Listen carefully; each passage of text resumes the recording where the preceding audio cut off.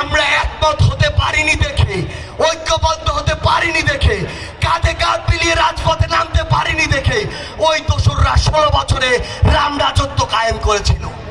কিন্তু যেদিনই আমরা ঐক্যবদ্ধ হতে পেরেছি, ওই 18 জুলাই, 19 জুলাই, 3, 4, 5 আগস্ট, ওই দিনই ওই দোসররা, ওই ছাত্রলীগ এবং সন্ত্রাসীরা, যুবলীগ, আওয়ামী লীগের ক্যাডাররা একজন আমাদের সামনে নামার সাহস করতে পারেনি। পরিশেষে শুধু একটি অনুরোধ জানিয়ে যাই, এই রংপুরের মাটিতে, আবু সাইদের মাটিতে, যেখানে আমাদের শহীদ ভাইদের রক্ত কিভাবে ঝরেছিল সেই চিত্রগুলো আমাদের চোখে জলজল করছে, সেই মাটিতে কোন ফ্যাসিস্টের দোসর কিংবা কোন ফ্যাসিস্ট যেন নির্বাচিত একটি সরকার এই বাংলাদেশ আসার পূর্ব পর্যন্ত তাদের অস্তিত্বের জানান দিতে না পারে। এবং আজকে আপনাদেরকে এই জায়গা থেকে কথা দিতে চাই, আমরা সবাই জীবন দেওয়ার জন্য প্রস্তুত ছিলাম কিনা? আমরা যেদিন রাজপথে নেমেছিলাম সেদিন আমাদের জীবন চলে যাওয়ার সম্ভাবনা ছিল কিনা? আমরা অনেকেই আমাদের পরিবারের থেকে বিদায় নিয়েছিলাম কিনা? আমরা আমাদের জীবন নতুন করে পেয়েছি।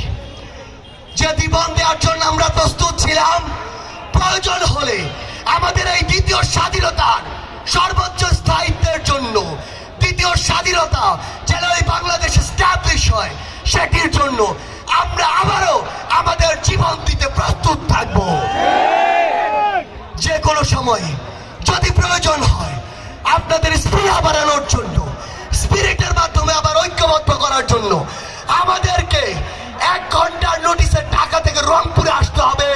আপনাদেরকে কথা দিয়ে যাচ্ছি, 1 ঘন্টা আগে জানাবেন, 1 ঘন্টা পরে বৈষম্য বিরোধী ছাত্র আন্দোলনকে আপনাদের এখানে রাজপথের সামনের সারিতে এক কাঁধে কাঁধ মিলিয়ে আপনারা পাবেন।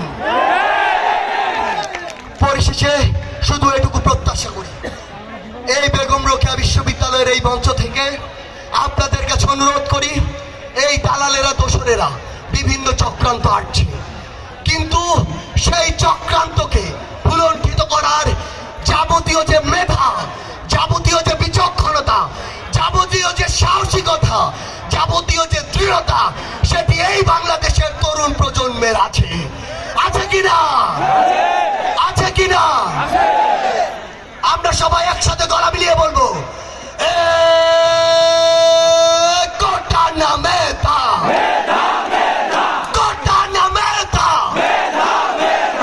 আপোষ না সংগ্রাম, আপোষ না সংগ্রাম, দালালি না রাজপথ, দালালি না রাজপথ, ক্ষমতা না জনতা, ক্ষমতা না জনতা, দিয়েছি তো রক্ত, আরো দেব রক্ত, রক্তের বন্যায় ভেসে যাবে অন্যায়, আবু সাইদ মুক্ত, শেষ হয়নি যুদ্ধ, আমাদের যুদ্ধ এখনো শেষ হয়নি। সেই যুদ্ধে যদি প্রয়োজন হয় আমরা আবারও আমাদের জীবন দিতে প্রস্তুত, রক্ত দিতে প্রস্তুত, এবং যদি আমাদের আরো এই যুদ্ধের মধ্যে নামতে হয় তবে সেই যুদ্ধের অগ্রগামী সৈনিক হবে এই বেগম রোকেয়া বিশ্ববিদ্যালয়, এই রংপুর বিভাগ। আপনাদের সবার সাথে আবারও দেখা হবে, হয় ওই রাজপথের সংগ্রামে, না হয় এই বাংলাদেশের বিজয়ে। সবাইকে অসংখ্য ধন্যবাদ এবং সংগ্রামী শুভেচ্ছা।